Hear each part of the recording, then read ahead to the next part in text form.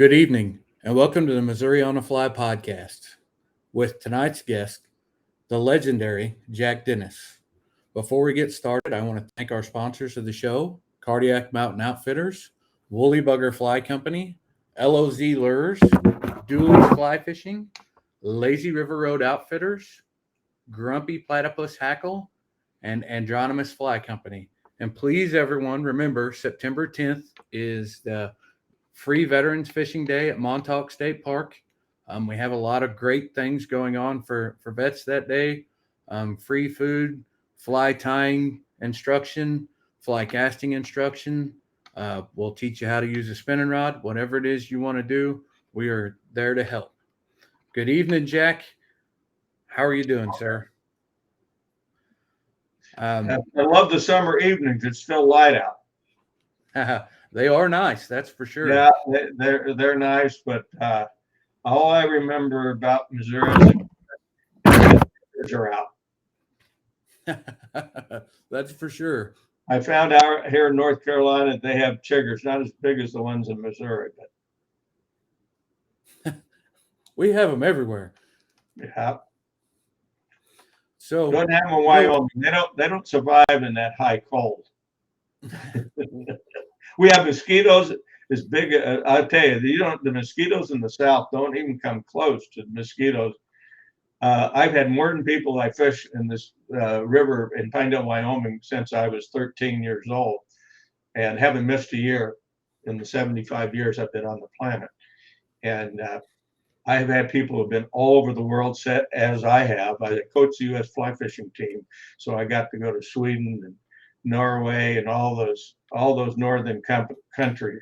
And we have mosquitoes that will absolutely put them to a test. And anyway, I have more people say, "Oh, this is the worst I've ever seen it," and I've been in Alaska and everything. I tell them they'll pick you up and take you to the boat, or pick you up and put you back in the car after you're done. But once you're on the river moving, they don't bother you. You don't go to the bank. You go to the bank, you got them with you the whole day. So you call, one of the things that's really funny is that everybody says, "Oh man, there's legends there and legends there," and it's a very popular word.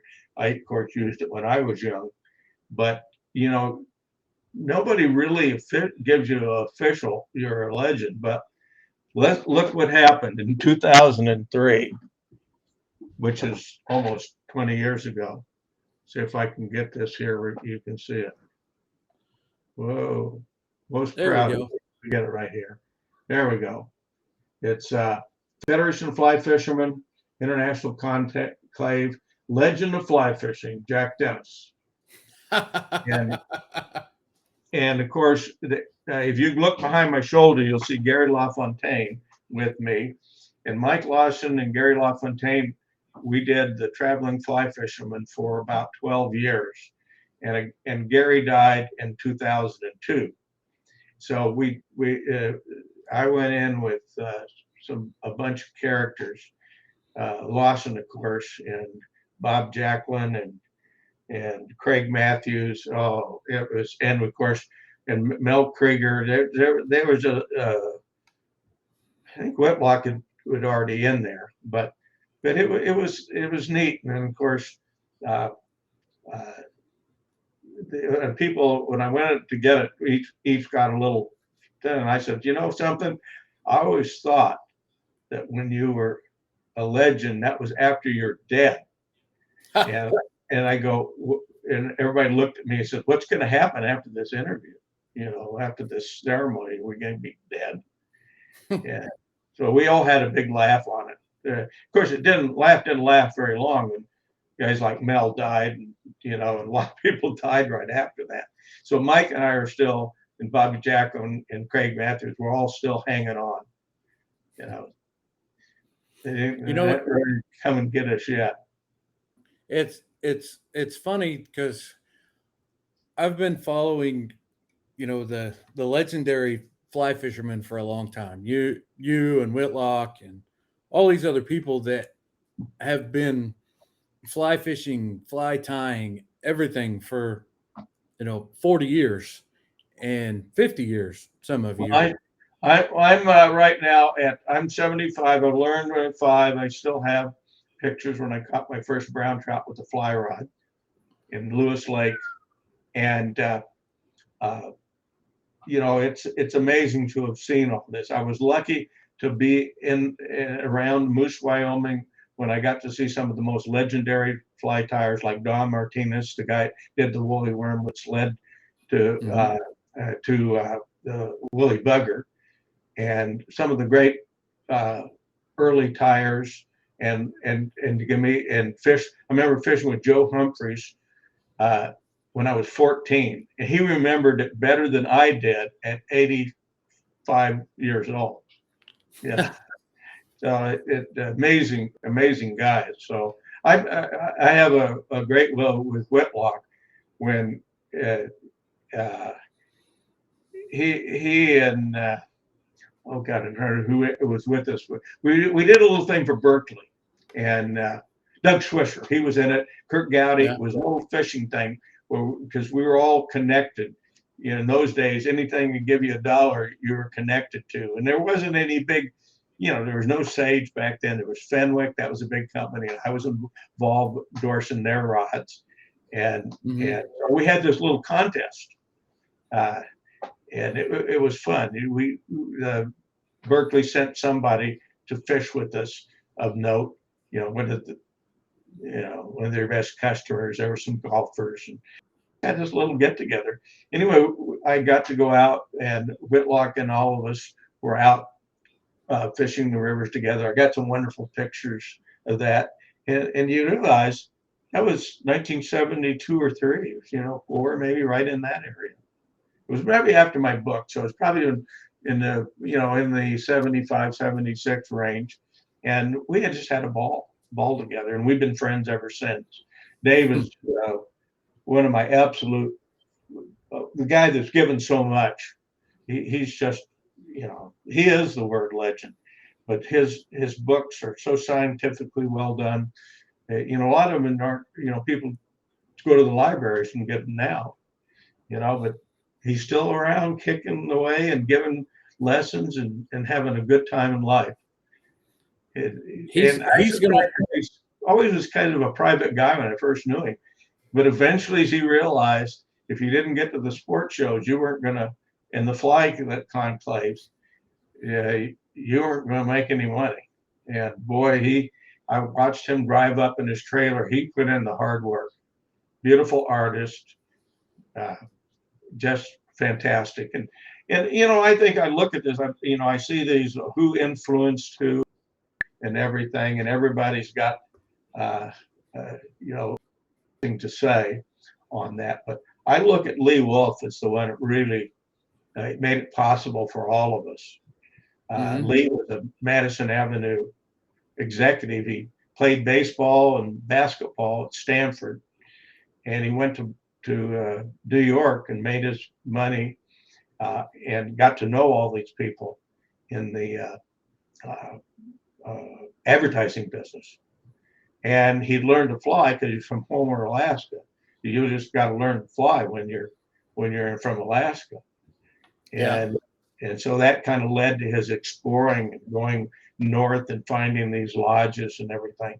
He just did so many things, and he wasn't he took his intelligence and put it in. How do you save the Atlantic salmon? How do you do this? And of course, gave us uh, the catch and release. And I still have the article when he wrote the and it was for, I believe, for Fly Fisherman magazine. I have it when he wrote the fish is too valuable to catch only once, and that was the article's name. And he gave us so much, yet he was a very uh, as Joan put it, he was an inspirer. And Hmm. I kind of felt that same way. I like to inspire people. But as Joan said, he wasn't a teacher. I was the teacher. He lacked a lot of times the patience. But one of the great thrills for me is when we filmed some stuff when he was 86 and waiting, doing a pretty good job of waiting. But he said, look, he and Joan both wanted to know about 2-weight rods. They were just coming on, and 2 and 3 weights, because presentation to him was everything. And he said, can you show me how to use a 2-weight rod? Now, this is a guy that I saw in a movie when my dad took me to The Longest Day, the only movie he ever took me to. He was shot down this day and in the hospital for 6 months. And in there was a deal with Lee Wolf catching an Atlantic salmon over 30 pounds on a 6-foot rod. And he released it. Wow. The audience just went, what? I mean, this is in the 60s. And, it wasn't like 5 years later, I'm with him going ocean fishing in LA as a young kid. I had met Gowdy and they were filming together. So I was thrown in because of my relationship in 68, doing the show with Kurt Gowdy for the American Sportsman. We did 5 more shows together. We became lifelong friends. He did my book. And all of a sudden, he taught me how to deal with people that are well known. We did the show with Phil Harris, whose great line was, if I knew I was going to live this long, I'd taken better care of myself. And that was, and so it went on from there for my stores and everything. And we'll talk more about that. But I look back on all the opportunities. I got a chance to coach Team USA, which because of starting the One Fly and the contest, and I will talk about that later. So anyway, this is the opening. Are you going to intermix the other stuff in it? Oh, go ahead. Keep talking. What's that? Go ahead. Yeah, okay, because I don't know how you're going to edit this. I don't want to redo other stuff I've already talked about. You're fine. Just keep talking. Just wherever you want to go with it. Anyway, the contest thing was really an interesting thing because Kurt had been involved with ocean fishing contests. Well, fly fishing in the ocean was a big deal. You can make money on it, but nobody had done that in freshwater. People had always had contests. That was Lee Wolf wrote a wonderful article about support of the One Fly and how every man was a predator, and you're going to have this kind of a thing.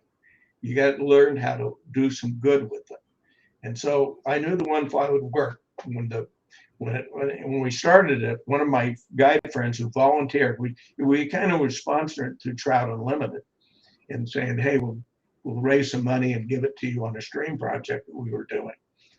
And at that time, Jackson Hole had raised the most money of any TU banquet in their history, raised $50,000 in like 1982. And it was to do a project on Flat Creek in Jackson Hole, which is the only fly fishing only area in the state of Wyoming.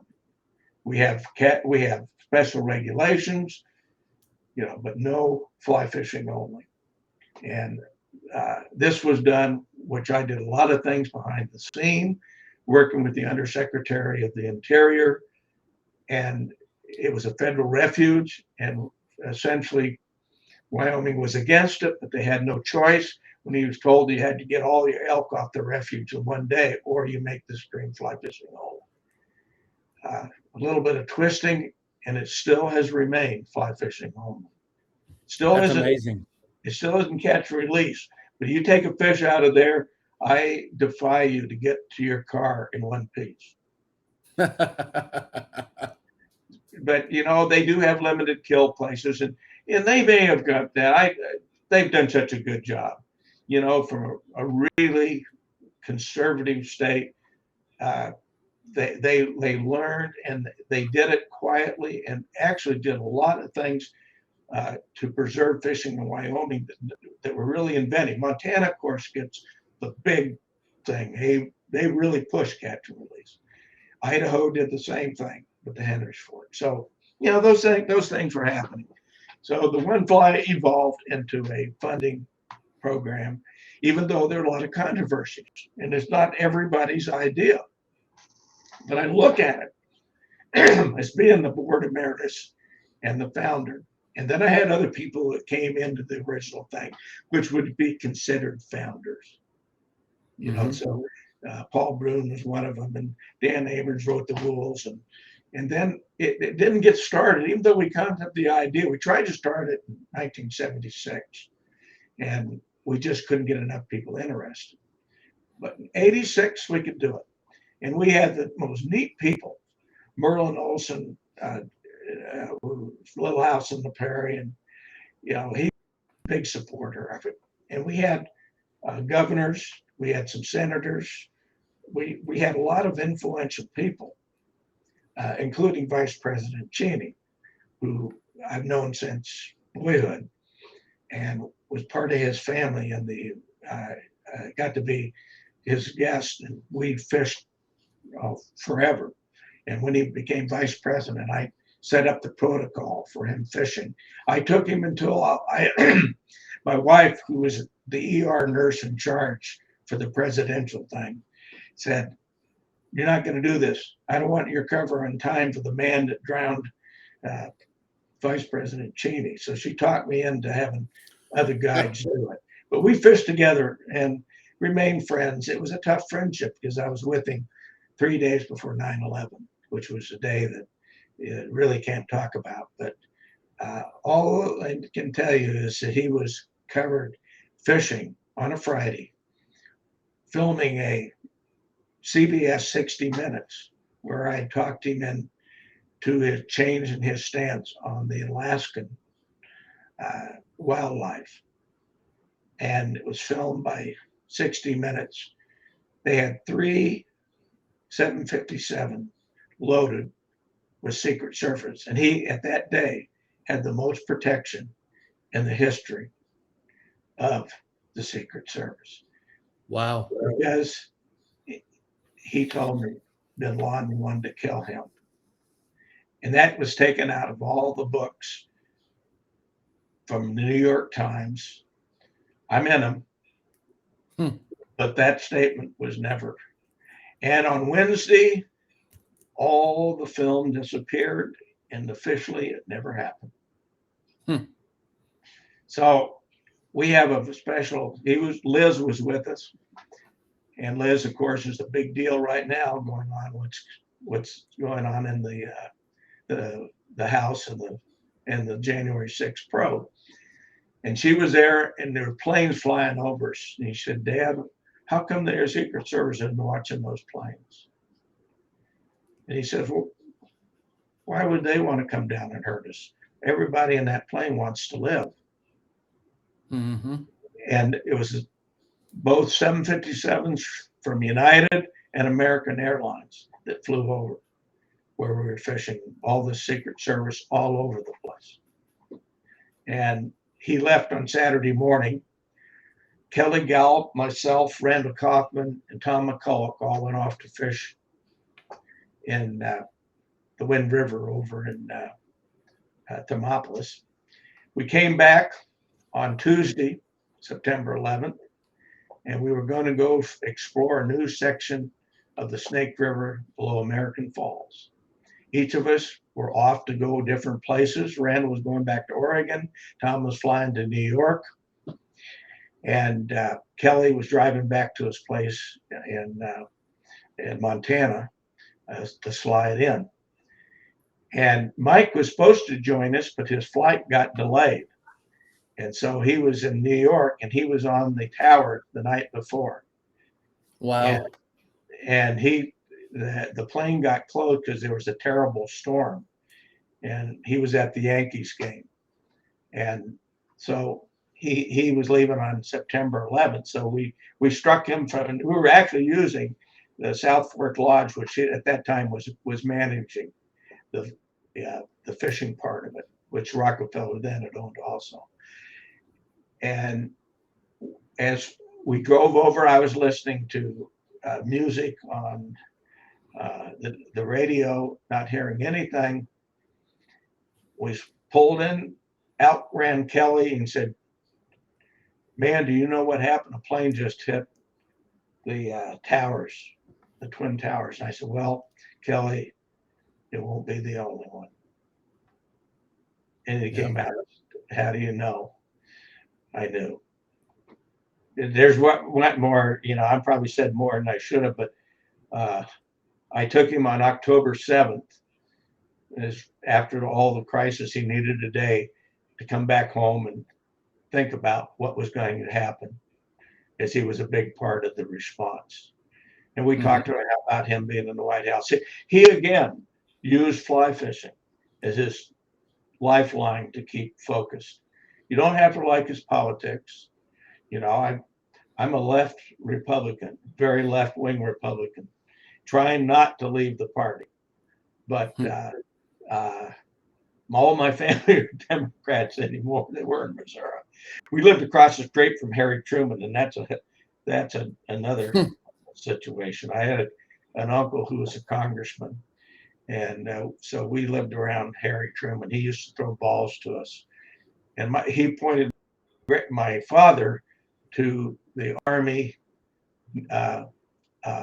Air Corps Academy, 1937. So wow. Yeah, I was just really lucky to be involved. I mean, I had a mother who was in a hospital for 10 years. I grew up with grandparents, and everybody said, "Oh, it was fine because I had fishing, just like you had fishing." And we all got through it. I was lucky enough to realize, if you're going to make money in the fishing, you better have a store, you better have a guide service, and you better do consulting, speaking, and TV shows. Anything will make you a buck. And that's what I did. And I found that I could teach people. The book was an idea. Had ever done a 5-time book with sex. A little bit. Whitlock had dabbled with it with like 4 or 5 pictures, but it was so expensive. We did 900 photographs in that book, 300 pages. We didn't leave anything out. Eventually, video would be the best, absolute best. Give me a video, I can take a beginning tire and use the video, and they can learn to tie so quickly. We had put it up on a 20-foot screen, even in the early days of video production. And I would tie something and say, "See how I'm putting it on? You do it." Then they come back, and I had other people go and check and everything that knew tying, and then we do the next segment. So everybody would follow along, and then of course you get to the more technical ones. Some would have trouble. We had a person go do it, and that's how we did. I did that all over the country, and that was from India. I mean, I think there was only 2 states that I didn't do a program in. That was Mississippi. There was one other one I can't remember. Did North Dakota, South Dakota, places you wouldn't think of it.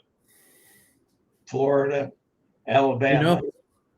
You've done so many amazing things in your life, and you've been around some of the most amazing people that you could think of. I mean, from our conversation, Ted Williams, you've dealt with Norman McLean, and let me tell you, the most interesting one is I developed a very good friendship with a lawyer from Hollywood.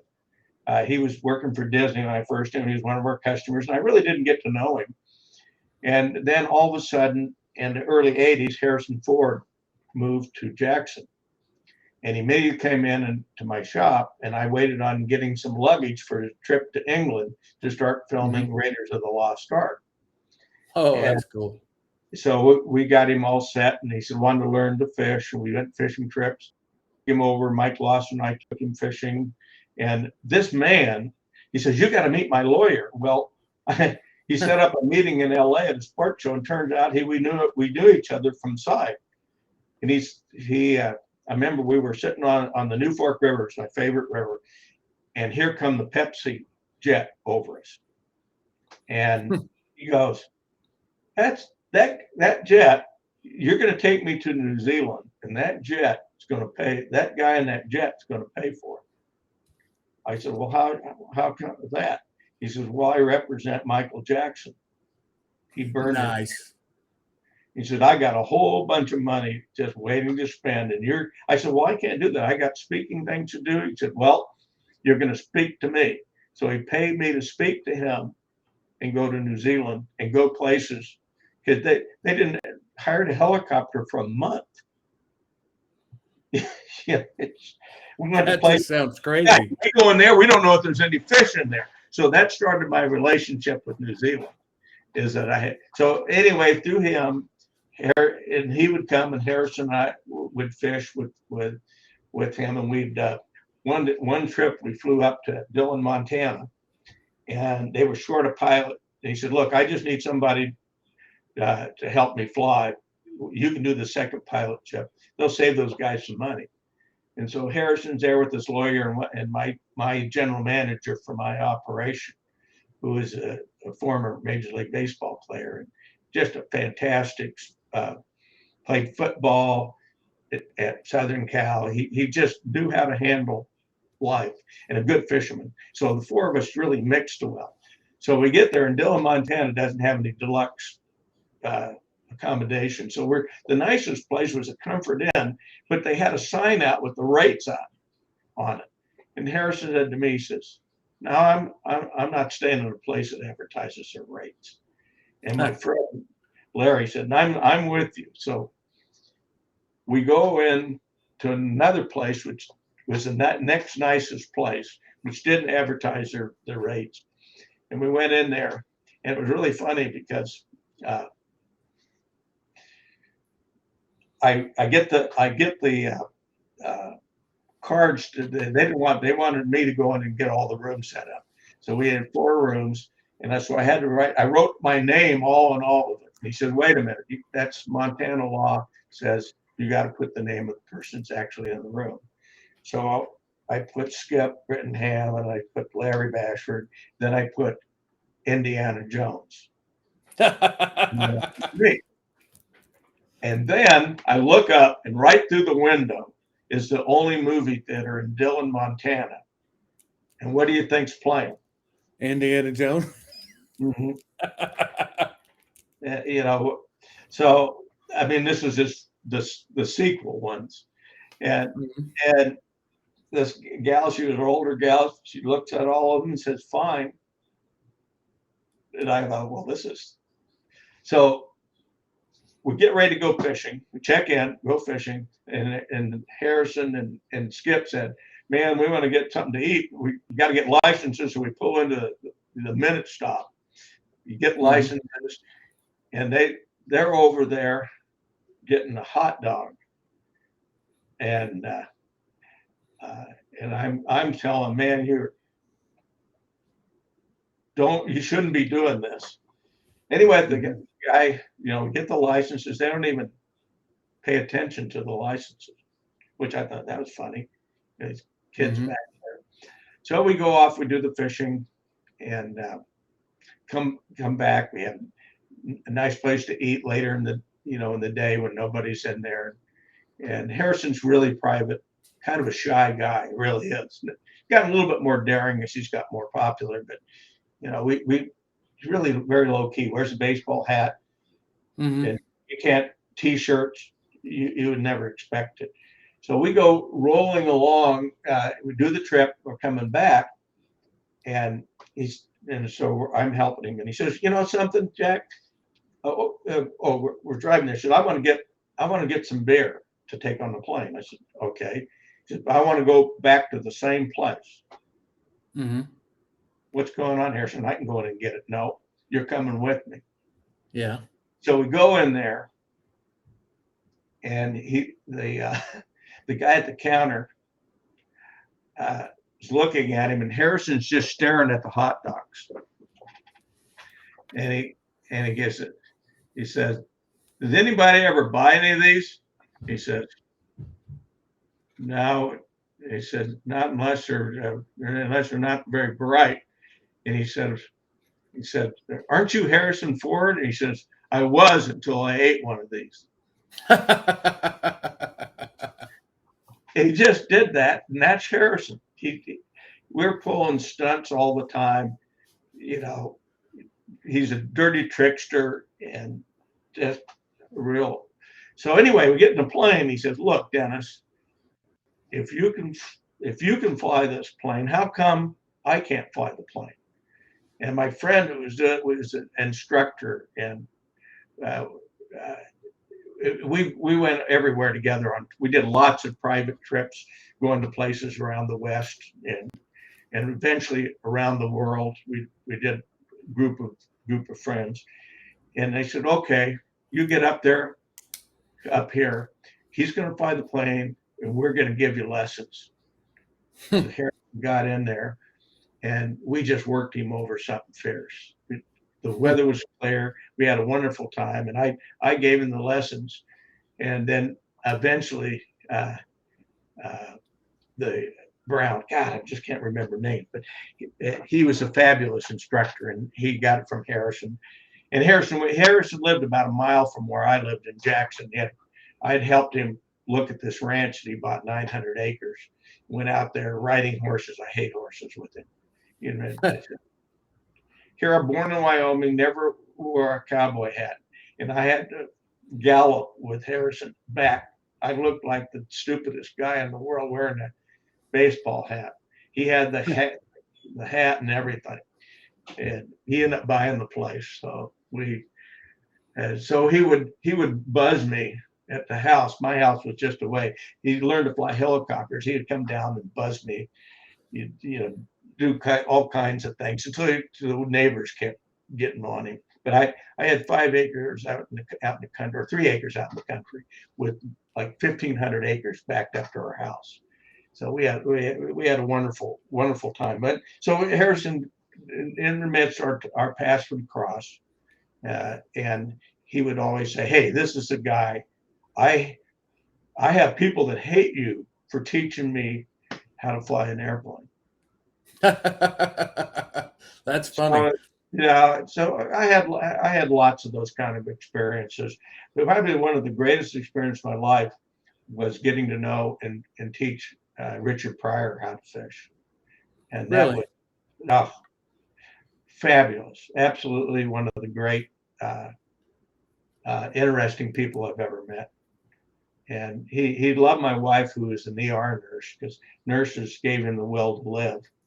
He's a very quiet guy, totally different than what you'd expect. They all have. It's the same way with Robin Williams, who was a fabulous fly fisherman too.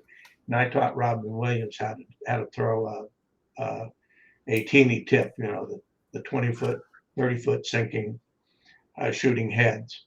And he was going to Alaska, and I was doing a show in BC. He was filming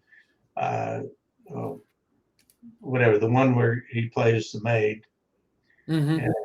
And so he had a day where he wasn't filming, and I was doing the sport show. We went in the sport show, and really a really good caster, but he wanted to learn to throw this, and it's hard for people to do normal casting because it's like throwing a spinning rod.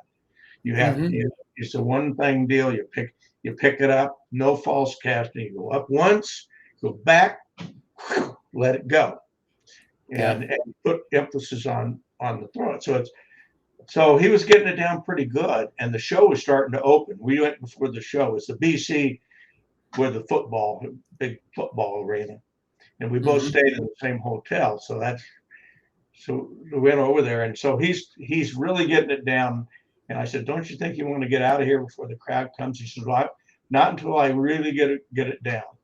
So he throws one, and there was a backstop there, and he misses the backstop, because the backstop was like about 70, 80 feet, and this thing would go 90 something feet, and they got a lot of weight on it, and he had a fly with no hook on it, and he just nails this biker gal, and her husband, who looks like Hulk Hogan, boom, right in the chest, just nailed her. And there was water there, and this guy just starts coming. He sees us there, and just starts, 90 feet. He's going to run, and he runs right up the middle of the casting pool, which is about 6 inches deep.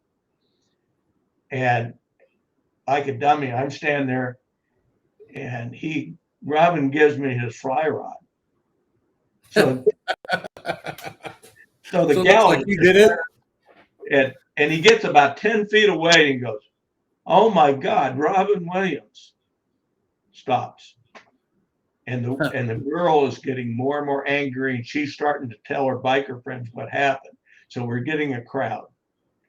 And I didn't hear I'm with the rod and everything. It's my rod.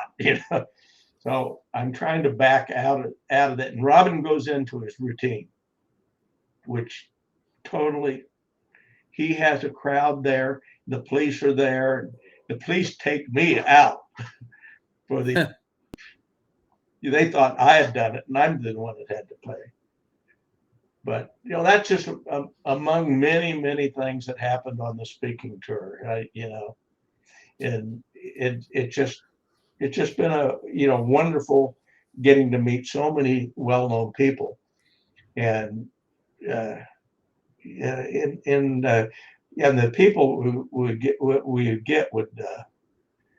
But let's talk about we talked a lot about let's talk about fishing. One of the things that I felt was really important is building the proper guide service. It was really a thrill for me. My grandson at 18 became a guide this year and is doing just fabulous in Pinedale, a shop that we had started in 1976 with one of our employees who then bought us out.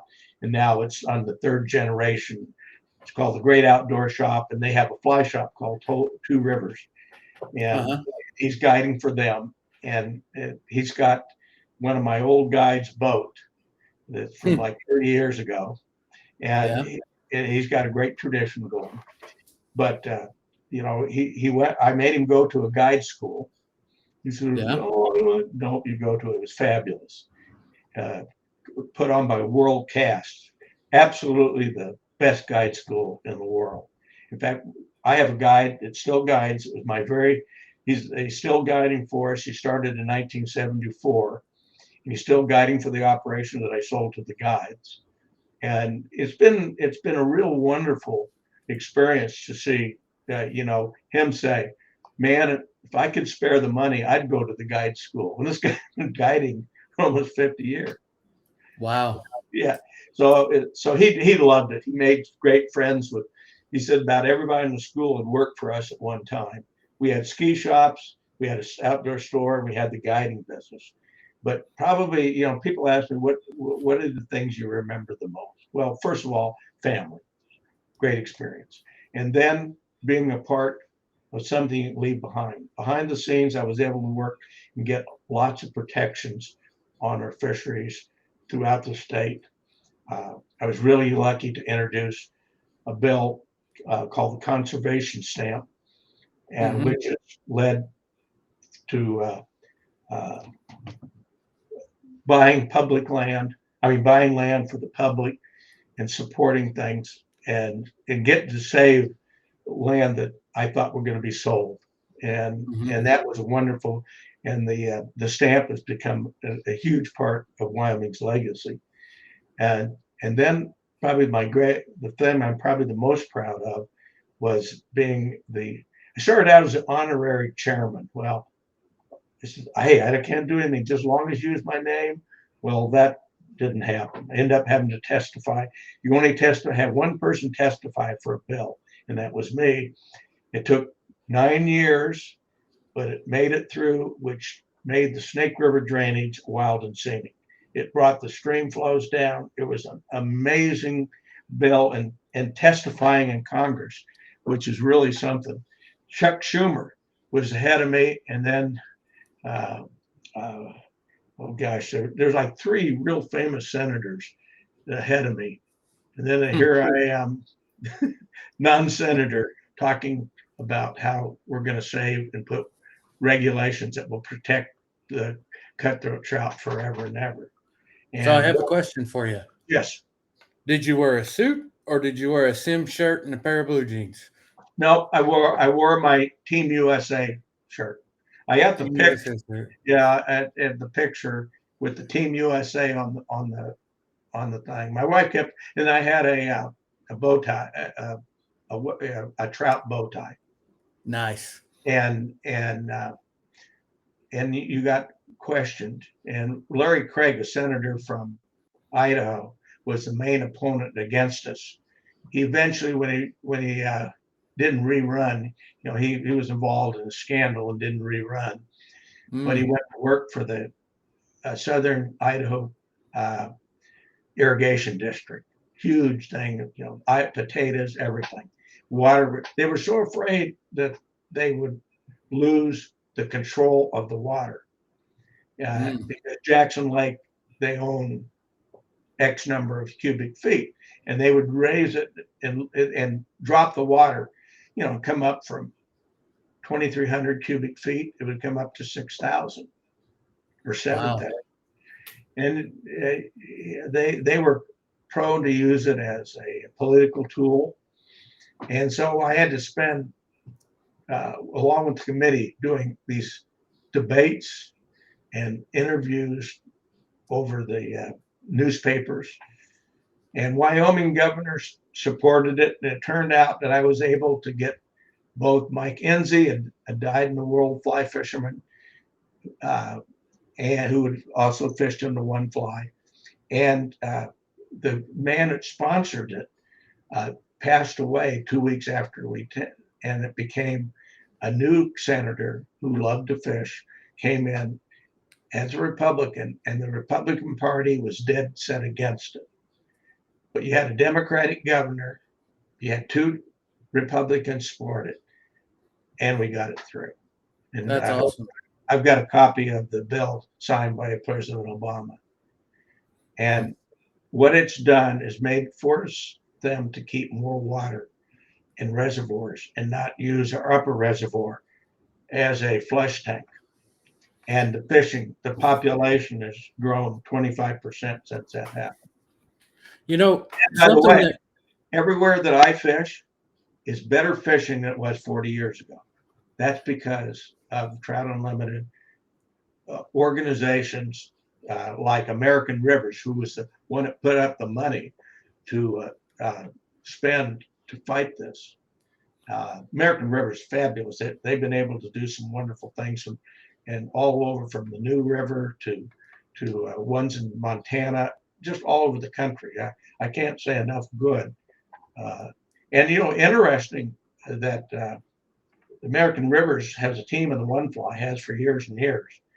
And they brought the man who played the preacher in The River Runs Through It as one of their guests. He's actually on the board, an avid fly fisherman. He was the father, Norman McLean's father, and he was also in Top Gun.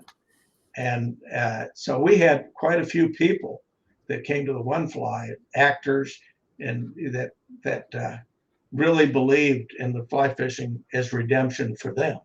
And there's just an amazing amount of people out there that are finding fly fishing. I had to laugh because my friend in LA that brought me these wonderful people like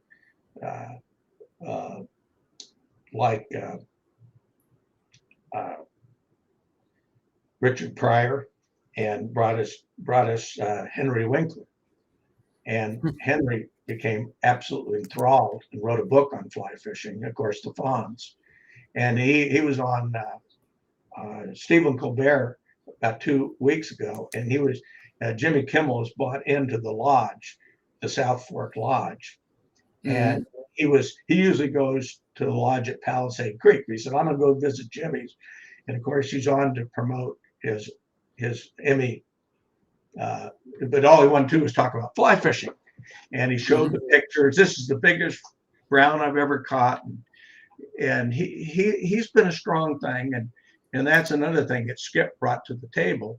He brought a lot of people that really has helped the notoriety, and we spent 40 years of fishing all over the place, and he brought a lot of people into and helped get a lot of the ESPN people, to do back in the early days, because he represented them and got them to put in these fishing shows, which helped start a phenomenon.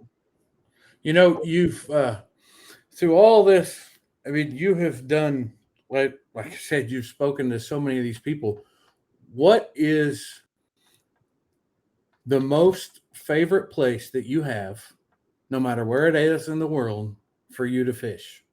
Oh, well, that's been asked me many times, and that's the New Fork River in Pinedale, Wyoming. And I've done that in New Zealand. They did a whole commentary on me picking, after doing all this work in New Zealand, picking a stream in Wyoming. But Mm-hmm. I was able to, in the early days, two other guys and I were able to put in artificials only before there was any art. That was 40 years ago. And Mm-hmm. that stream has stayed, it's better now than when I first fished it. And it's got regulations on it which have stuck in spite of people trying to take them off. And what was amazing is I took the governor. We had a really avid uh, uh, governor who came to the one fly. Mike Sullivan was his name. He was a Democrat. He ended up becoming the ambassador to Ireland and was involved with the big peace uh, uh, between the Northern Ireland, England, and Ireland.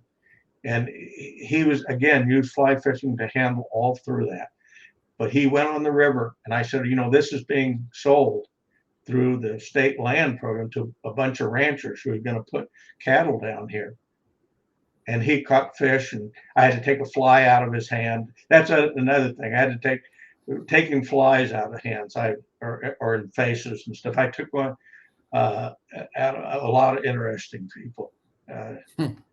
But anyway, he says I can change that. So he went back and canceled the sale, and now it's under Wyoming Trust, and gave it to the Fish and Game. Well, it's the only 3 miles of the river that's public. And Wow. I look at that every time I go down it and said, man, you take these guys fishing. If you can take the Cheneys fishing, when he studied for the debate during the time, he went down fishing. I took him all down during the debate where he practiced. He did it all on streams. And it was amazing. Rob Portman was his coach, who was a very famous senator from Ohio, who Yeah. used to guide in his father's resort. Hmm. And we did mock debates in chairs with the stream behind it and everything. That's awesome. I got to play Lieberman, so. You know, Yeah, so I mean, there are just a lot of a lot of wonderful things. But Tom Selleck, and I got a chance to really know him, and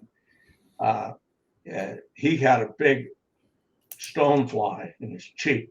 He didn't want it there, but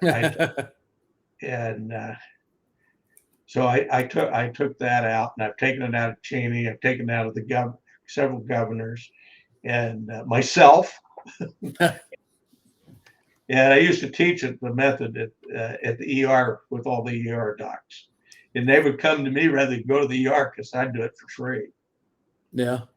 Well, we're coming towards the end of the show tonight, and you have. I think we could do recordings for 12 hours, and I would never. I could still just continue talking to you. Well, I don't know how many people are interested. They want to know the things right now. What are the best? A lot of the questions I get, and maybe I can, about, where do you think fly fishing is going? I get a lot of that. We, I have a lot of friends that probably like 6 or 7 that I talk on a regular basis, and we just chat about things, and fishing has got a point to it. And I don't care if you're a spin fisherman or if I take my grandson and he catches catfish with worms. He can throw a fly rod, and we could catch fish with it. But this is what he wants to do. And I think getting kids fishing is the number one priority. And they're going to go away from high school, and then they'll come back in college. And I always thought, as a fishing industry, we made a huge mistake. I was very involved with the uh, with the American Fly, or now it's International Fly Fishing Trade Association. It evolved, and where it should be taught, if you want to make more fly fishermen and keep it, you teach it in college. Introduce them to them when they're young. Forget about the high school age. If they want to go, great. When they get to college, they got to have a sport. They got to have a way to unwind. That's where you can do it. Penn State has had a fly fishing program since the mid 30s. And now it's George McDaniel is the head of the program, who's was one of the great things is building this U.S. fly fishing team, of not because we want to win, we want to play, but we want to have good, solid ambassadors that are young and will teach people. Well, now all of a sudden they're getting older, and they went in what they call the masters, which is people who have gone through the World Fly Fishing Championships, and then they go. And this is the first time America's won a gold medal. Yep. And they won, and they were all the guys that I had. Missouri boy was fifth place this year. Yeah, they all were wonderful. They all the thing we were able to build was a structure. And I had Denny Crum, the coach from Louisville. We're great friends. And another friend of mine from Colorado, Charlie Myers, who was an outdoor writer and editor of Ski Magazine, who had covered 8 Olympics. And we taught these kids, and the ones that won, what it was like to compete in a world event. And we worked into competitions, and we worked through this. And we tied for third, and I lost a coin flip in the last one in Finland. That was my last one, 2007. And it was kind of bittersweet. But the Polish coach says, you'll never win. We're going to never allow America to win. Okay, we'll see. We've won some individual gold medals, and we've got a silver medal as a team. But now we did it. And now look at the ambassadors we got. Jeff Courier. We've got just at least a chart. Can't even think of all the kids on there, but they're all just wonderful. They're in now, and they're teaching fly fishing, and they'll wear a tie, and they'll do. And I remember the world champion French guy told me in Portugal. We looked down, George Daniel was fishing, and he said, that's the best fisherman I have ever seen. And George got off it to build his career, and he's now working with Orvis. He's gone to the top, written books. I tease him a little bit because Donald Trump Jr. wrote the foreword to his Streamer book. But Streamer, but those things happen. they teased me because I knew Cheney when he was under the gun. But all I can say, Mr. Trump is going to have a real time with Liz. I've known her since she was born. And her mother, Lynn, are the 2 toughest women. My wife is the toughest I've known. But these 2 are the next toughest women. And all I can say is good luck. And I always said, most of the people who fall out of favor usually has a woman involved. Every time. That's why you go fishing. Every time. What I like about now is more women. My daughter just loves to fish, and she's one of our biggest flies is the Amy's Aunt, which I got here. I got to show that up there. That's one of Umpqua's best-selling flies. There it is, nice. Right there. And all these years, 20 years later. So, I'm thinking what a great opportunity the women have now they have a women's world championship, and women are getting in there. We actually had a woman win the one fly. We have We have several ladies teams, and I think everything is pretty good. The pandemic will boost in like a river runs through it. It'll boost it up a little bit, and then it'll center off once people realize that this is really hard. To Yep. get really good at this, it's like any sport. You can have great fun. You can get a guide, you can catch fish, but to get out there, to be able to be dropped in a stream that you've never been to before and figure it out. But I'll tell you one thing, the three things I think are most important: learn observation. I always walk a stream if I've never fished it, try to get all the information, just like you're solving a mystery. And that's Yep. what Robert Travert told me. Fishing is like solving a mystery. It's got all the elements. That's why doctors like it, why lawyers like it, because you find out, you take bits of information. But the number one thing, notice I'm using this finger and not that one. The number one thing is casting. Casting is everything.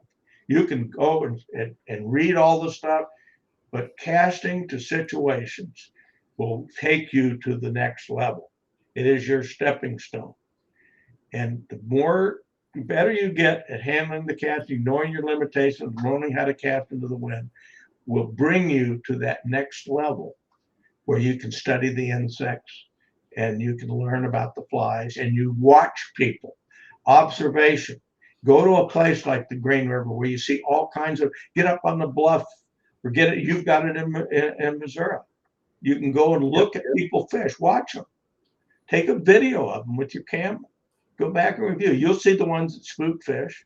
You'll see all the things, and you'll see ones that are done.